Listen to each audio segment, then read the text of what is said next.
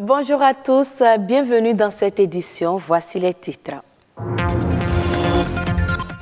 Très prisée dans l'alimentation, la viande renferme des éléments essentiels pour l'organisme. Blanche ou rouge, sa consommation excessive peut avoir des conséquences sur la santé.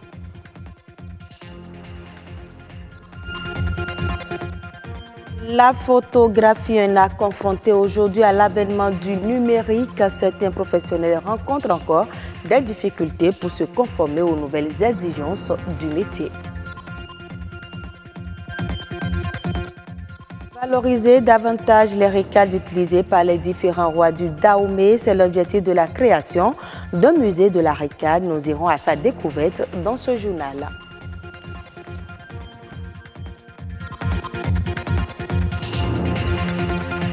Merci de votre fidélité. La viande, un aliment très prisé dans l'alimentation blanche ou rouge. Elle renferme plusieurs nutriments essentiels pour l'organisme.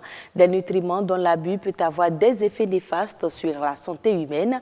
Dans le reportage qui va suivre, Auréole Ayeyon, Sonia Dosavi-Yovo et Dieudonné Abimbola nous amènent à la découverte des vertus et des vices liés à la consommation de la viande blanche ou rouge. On les regroupe généralement en deux grandes catégories. La viande blanche qui provient de la volaille, en l'occurrence les poulets, mais aussi du lapin, du porc ou encore du veau. À côté, la viande rouge émanant de la race bovine, notamment le bœuf, le mouton, la chèvre ou le gibier sauvage. La différence entre ces deux catégories tient surtout de la teneur en fer. La viande rouge est caractérisée par sa forte teneur en fer, fer hémique, c'est-à-dire la quantité de fer dans la viande rouge est plus importante que celle que nous avons dans la viande blanche.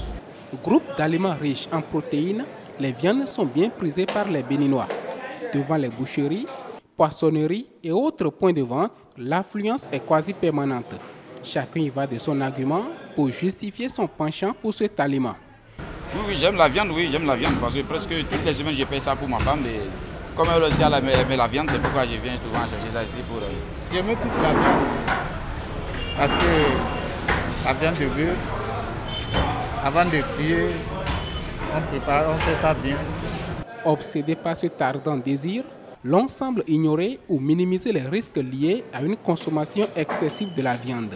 Je connais beaucoup de gens qui prennent beaucoup de la viande depuis quand j'étais petit, mais ils ont vieilli comme ça. Et il y en a d'autres qui ne prennent même pas la viande, mais ils meurent vite. Bon, on ne comprend plus rien de... Je n'en sais pas beaucoup, mais moi je consomme trop la viande, mais je n'ai jamais eu de problème. Je préfère venir prendre les poulets locaux ici. Je trouve que c'est une bonne viande. Je préfère d'ailleurs ça par rapport aux viandes de bœuf et autres, dont on ne sait pas vraiment la provenance, on ne sait pas la qualité. Et puis on attend souvent que ces gens de viande-là donnent des maladies. De toute façon, la maladie, ça vient, ça on n'a pas la tête sur ça. Ça va venir, c'est un seul jour, ça va venir. On n'a pas la tête sur ça. Puis il y a la maladie, il y a quoi, bon ça c'est les paroles des gens. Pourtant, il en a. Comme en toute chose, l'excès de la viande dans l'alimentation expose le sujet à différentes sortes de maladies. Dans l'obésité, les maladies articulaires, par exemple la crise de goutte, elle est très fréquente quand on a une consommation excessive en viande rouge. Les maladies cardiovasculaires, les maladies hépatiques parfois, et surtout le cancer. Vous pouvez avoir le cancer colorectal, le cancer du côlon, le cancer du rectum, les intestins et parfois même le cancer du sein. Pour prévenir ces nuisances à la santé, le médecin conseille une certaine modération. Éviter d'aller au-delà de 500 grammes de viande rouge par semaine au profit de la viande blanche. Comme quoi, la santé, c'est aussi dans l'assiette. La photographie, une technique qui autrefois nécessite l'utilisation de la main et de la lumière. Mais depuis l'avènement du numérique, elle a connu une avancée notoire, une situation qui n'est pas sans conséquence sur le métier. Que devient la photographie à l'aide du numérique? Suivez ce reportage de Marcel Betoro et Dine Bouraïma pour mieux comprendre. Utilisée pour immortaliser nos moments de peine et de joie, la photographie est un métier d'art visuel. C'est une technique qui permet de créer des images, non par l'action de la main, mais par l'action de la lumière. La photographie est considérée comme un métier d'art et celui qui l'exerce, un artiste. Mon photographie vient du latin, qui veut dire photo, lumière, graphie, dessiner avec la lumière. Donc, ça porte son nom. La photographie, c'est écrire ou dessiner avec la lumière. C'est un artiste parce qu'il réalise des choses à travers ce que nous appelons communément avant appareil photo. Un appareil photo qui est composé d'un boîtier et d'un objectif. L'avancée de la technologie a touché la photographie. En cause, la photo argentique est passée au numérique, une métamorphose qui s'explique aussi clairement. La photo argentique, c'est la photo qui reste longtemps, qui permet de voir les gens jeunes, après 50 ans, avec le numérique. Celui qui a une imprimante dans son bureau peut se permettre de jouer au photographe. Accessible aux passionnés de l'image, la photographie vire de plus en plus dans l'amateurisme. L'avènement des appareils numériques, portables et autres supports de l'image a rendu les professionnels de ce métier moins actifs. Le photographe était respecté parce que c'est de sa maison, c'est de son laboratoire que sortaient les photos et ça porte sa griffe. Avec le boom des appareils portables, tout le monde se sert aujourd'hui de ça pour devenir photographe. Moi, je les appelle des photographes de circonstance. Cela n'empêche pas les consommateurs de la photo d'apprécier la facilité observée aujourd'hui dans ce métier. Quand vous faites des photos avec les appareils numériques, vous allez trouver qu'il y a une différence entre cette photo et les autres photos.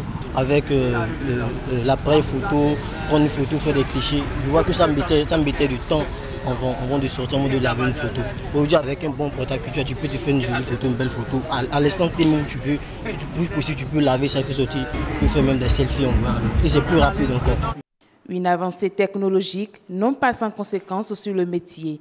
Les photographes ne sont plus autant sollicités et par conséquent, le chômage guette plus d'un. Beaucoup de mes camarades ont quitté le marché. Ils sont allés peut-être faire autre chose.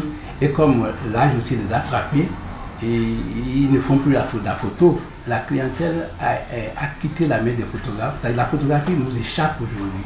Le numérique a ses avantages, mais aussi ses inconvénients. En attendant que les amoureux du selfie ne continuent de jouir de la photographie, il urge donc pour ces techniciens de l'image, un peu dépassés par l'analogie, de penser à leur reconversion. La création d'un musée de la RECAD au Bénin vient agrandir le patrimoine culturel national. Le promoteur de ce musée dit vouloir valoriser davantage les RECAD utilisés par les différents rois du Dahomey. Assum Gaba et Mathieu Sokeno nous amènent à la découverte du musée de la RECAD. Les Béninois ont longtemps entendu parler des RECAD utilisés par les rois de Dahomey. Mais aujourd'hui, ils peuvent mieux les connaître en visitant le musée de la RECAD. C'est les mêmes RECAD que le roi Béhanzin avec lequel il avait gouverné, a gagné beaucoup de guerres et affronté avec ces mêmes RECAD qui sont là. Nous avons les RECAD du roi Kézo, Clélé, Kaïkhessou et les RECAD zomorphes de quelques Amazones qui ont rayé au temps de Wessou Akaba. Son nom authentique, c'est Mankpo. Dans Mankpo, nous avons deux syllabes. Man, qui veut dire rage, fureur, Po, bâton. Aussi dans cette belle histoire, c'est que c'est unique au monde d'avoir un musée spécialisé sur un objet. Les RECAD ont un sens tellement important pour nous que ça vaut de lui consacrer un seul musée entier. Une initiative conduite par l'artiste Dominique Zinkper, fils d'Abomey. Il a bénéficié du soutien d'un antiquaire européen qui a financé la collecte des œuvres et la construction du musée sur un domaine offert par l'État béninois. Il y a un long travail et pendant des années, M. Valois, qui est lui-même un antiquaire, et sa femme Cheska ont été à l'affût de toutes les ventes publiques où les RECAD sont mis en vente. Ils les ont rachetés. Ils ont fait la cour à d'autres collectionneurs qui ont des RECAD, qui auront la bienveillance de les rendre au Bénin, l'ont aussi accepté. Et du fil en aiguille, nous avons au moins réussi à avoir aujourd'hui plus de 50 RECAD de nos rois. Ici, les œuvres qui sont là, on a investi près de 300 millions pour construire et conserver. Après le manger, l'agriculture, pour moi, c'est la culture, l'éducation. Rarement on concède des domaines pour la culture. Et ça aussi, ça a été une longue bataille. Mais heureusement, nous avons eu des mairies, des sages intelligents à Bomekalavi, c'est l'occasion de les remercier, qui ont cédé un domaine de 4 hectares pour créer un centre culturel, qui nous a permis après d'écrire ce musée.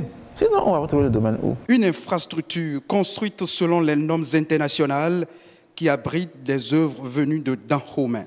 Des œuvres qui ont voyagé et traversé des continents et des générations sans perdre de leur authenticité.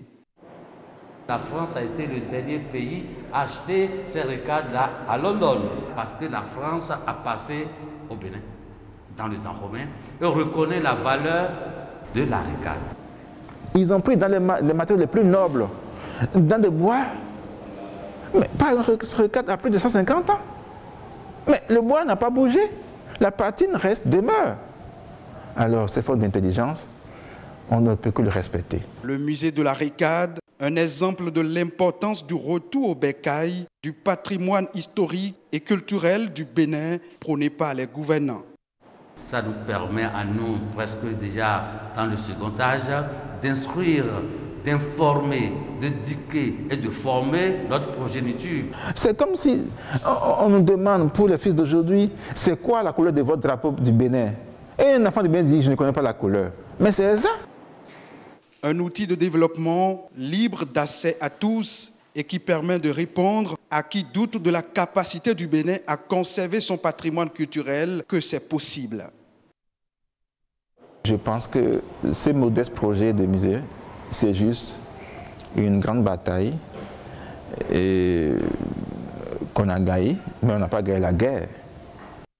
23 pays africains appliquent déjà la taxe sur les importations de denrées alimentaires.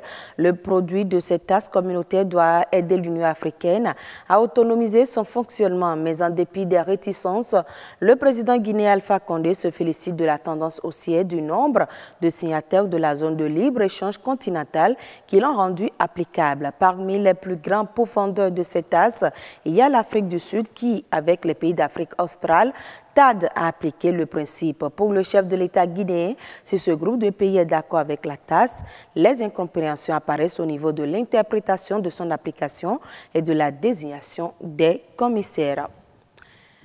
Mesdames, Messieurs, c'est la fin de ce journal. Merci de l'avoir suivi.